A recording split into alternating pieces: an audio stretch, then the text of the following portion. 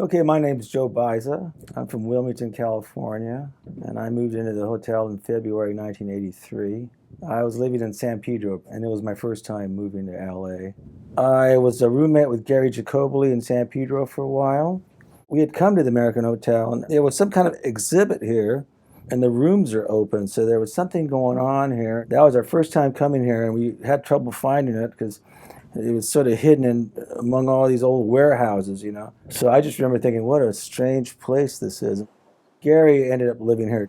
A little after that, I was looking for a place. I wanted to move to LA, and he told me there were some rooms available, so I came and checked it out. I remember coming into the office there was a lady who was sort of in charge of it, and I told her I wanted a room, and she said, well, this place is really just for artists, and it's kind of a studio spaces, and some people live here, but because I told her I was a musician. And so really, we're just looking for artists to move in. And I thought, okay. And I tried something I'd never done before. I had the cash in my pocket for the rent. I think it was $85. So I took the money out and placed it on the table and said, well, I have first month's rent right here. And she looked down at it. She grabbed the money and said, okay, sign right here. It's like, wow, it worked. So then I got the room, room 213. It's called the American Hotel. It's not really a proper kind of hotel. It was more like a strange apartment building or something with funny little rooms. The best part for me was the rent. It was very inexpensive at that time. So I could practically live here without really having a job. And I tour with the band a bit, make a little bit of money, like have enough to go down to the corner and get a sandwich. It was a great atmosphere for me. My friend Gary lived upstairs, and it was a refreshing change from being on tour with a punk band. I'm in a band called Saccharine Trust. I was part of the punk rock scene. I was doing a lot of tours, these SST tours, opening for Black Flag, traveling across the U.S. in a van. And it was a bit chaotic, and I was getting a little bit tired of it. When I got the room in the hotel and met the people here, I was in a new world all of a sudden. A little more quiet, not so crazy. It was a different kind of people I was associating with. Next door, I had Rick Cox as a neighbor, who's a great musician. And the other side was Russell Conlon, who played the cornet. So I lived between these really good musicians, and they were into jazz music. And it was nice to be around that environment, meeting these people, and being down in the bar, having a beer, and talking about music theory, being part of that scene. The very first time I seen Al's Bar, I seen this porthole. It just had that atmosphere of downtown to me. And they had a jukebox that had really cool music on it. Some of the people from the hotel were down in there. So it was just perfect. You can meet people down there. I live right above the bar, so I can hear it from my floor. It was all part of the atmosphere of being here. When I first moved into my room, before I started collecting a lot of stuff, I only had a mattress and a refrigerator and a blender. It was during the time when they were doing some shooting downstairs in the bar. And I remember sitting on the floor doing something, and the floor felt kind of hot. That's weird. And I was kind of sitting there. Why would the floor be hot? And I kept staring. And then between the slats of the floor, the wooden slats, it looked like a tiny little bit of light. Why is there light there? And I got a spoon or a fork, and I started poking at it, and yeah, there's light there, and I started poking some more, and I thought, what is that? Why is there light under the floor? And then I made a bigger hole, and I looked down, and it was a light from the film shoot. In that part of the bar, there was no ceiling. If you looked up, you'd see my floor. So I started to carve a bigger hole there, and so I could look inside. After the film shoot was done, I realized I could look down in the bar. I could see one of the booths and part of the pool table, so I could kind of look down and see who's down there. I looked down and go, oh, so-and-so's in there right now. I could look down on the floor and look inside the bar, So that was kind of an unusual thing that happened in the room. It seemed to be a really quiet kind of community here at that time. Just the people who lived in the community were hanging around a Hewitt and Traction. There was sort of a hidden area. Or if you're on Alameda, you wouldn't see this area. It's just blocked by all these old warehouses. A train would just go down Alameda all of a sudden at night, real slow. There goes a train, Someone could park their car on the sidewalk backwards, and the police would never see it. They could leave it there for a week. No one really knew we were there.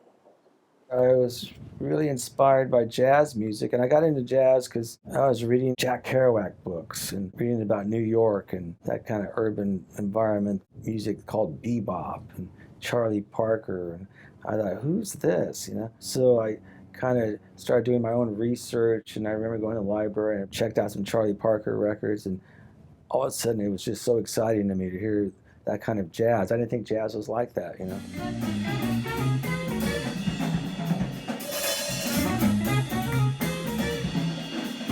I was inspired by that. So coming to the hotel helped me develop that feel, that urban feeling of being in the city, and being in the hotel just established it for me. I was living in downtown LA. Walk down the street and anything can happen, and it inspired me pretty much being here. Well, my first band was Saccharine Trust. My next band after that was Universal Congress of.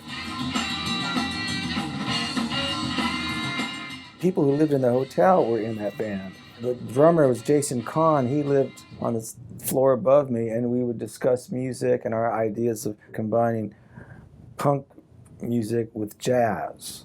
We found Ralph Gordetsky to play bass. He was in the downtown scene. And Steve Moss was a tenor sax. He was a regular at Al's Bar at that time. We played at Al's a lot. Our shows at Al's were always a lot of fun, and we had a nice crowd, and we knew everyone. We were just a bunch of friends hanging around, having a good time. When I first moved to LA, it wasn't so popular to live in an urban area in the city. And not too many people would move into downtown LA.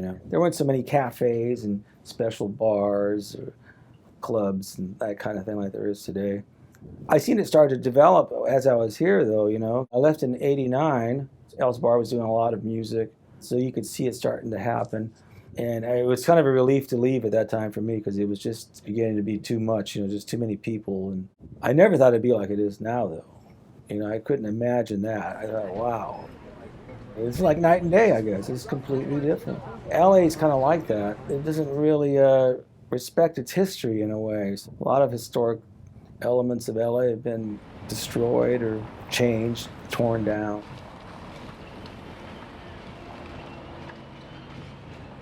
Now I live near MacArthur Park. I moved there in 1989. There's a carriage house behind a big house, so it's more isolated. And yeah, it is. It's just as densely populated, but I was in the back there, so it's more private, I guess, and larger too. Getting towards the end of my stay in the room, it started to get really cluttered and crowded in there. I had so much stuff in there. It's kind of looking like it was just a path with clothes piled on each side. Suddenly there was a rat that started hanging out in my room. I could hear it at night. I was scratching around, and it kind of made me scared. I thought, oh my God, a rat's going to bite me at night or something. I got used to sleeping with the light on and the TV on. And I could always hear that rat scratching around in there. I had to do something about it. It was making me nervous. And I set a rat trap there. I said, okay, let's try this out. And then, I had to leave. I went to visit my girlfriend, so I was gone for the weekend. I came back on Monday, and I went in the room, and it smells kind of weird in here. Oh, the rat trap. I went around the corner, and there was this bloody mess, and somehow the rat got caught on the trap, but other rats came and started to eat it and spread its guts all over as if to say, oh, we're going to get even with you. Yeah, not very nice. Yeah. I wanted to be a visual artist, and I was studying art at a community college in Wilmington. And I got involved in conceptual art because I started studying video art in the 70s. I got involved in music as an experiment. My approach to music at that time was sort of having no roots whatsoever, no basic music structure. Now I'm coming back to art again.